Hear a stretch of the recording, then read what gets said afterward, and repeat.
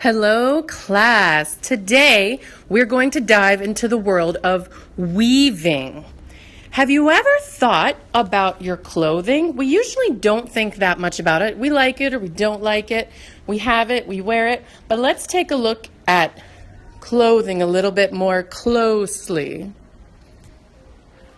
So if you look at your clothes under a microscope, you will see a little bit more about how they are made.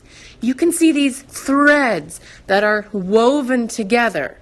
Someone or something took the time to weave your clothes to make a fabric.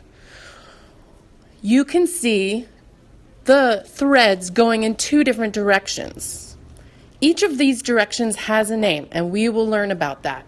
But it makes it strong, it makes it flat, and it makes it be able to stay put together on your body. So back before we knew about weaving or how to use materials to weave clothes, all we had to wear was animal skins, or maybe bits of leaves or something else to cover our bodies and try to keep us warm. It was kind of difficult. So this is a very old illustration of Egyptians that started weaving so many thousands of years ago. We can see a giant loom behind them. It's holding some strings in an upright position while they pull more string in between all of those little strings. They knew and figured out how to weave clothing. So as you begin your weaving today, you are entering one of the most ancient human traditions of all. Here is another photograph depicting a Chinese woman that is weaving. She's using a different kind of loom, but you can see her pulling threads across the vertical threads to make her fabric. Here's a medieval picture of someone using a loom. See how many different cultures all around the world were doing weaving. Weaving also happens in Africa. It happens in the United States. It happens in India.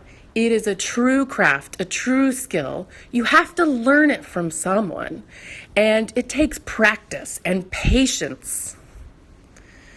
I love this picture of Navajo women who are weaving on a gigantic loom because you see the goats where they get their wool, and you also see how they let their children sit and hang out.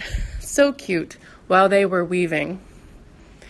And this is a woman who's bringing history alive today. She works in Williamsburg to show how people were doing weaving in the colonial days in America.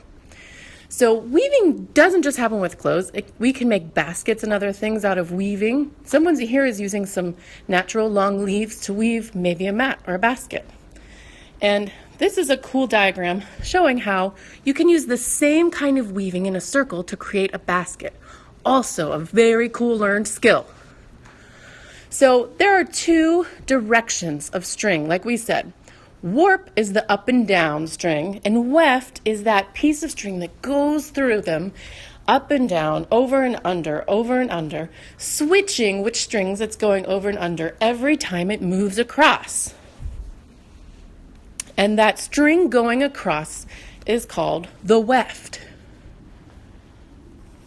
So in color, we can see the warp here is blue, and the weft that's weaving up and down and over and under, back and forth is the yellow. I love this picture because it makes me really think of how the natural fibers on our body come from something. They didn't just materialize. This is a sheep being shorn. What a funny experience to have every piece of hair removed from your body and to suddenly not be warm anymore. This is a hilarious picture of a sheep that ran away, and for 6 years no one ever found him so that he could be shorn. This is what happens to a sheep when he is never shorn. So we end up with bundles and bundles of wool when we shear a sheep, and this gets transformed and collected. This is cotton, which we can also pick from plants and collect bundles and bundles of it. People work very hard to gather these natural materials so that we can make clothing.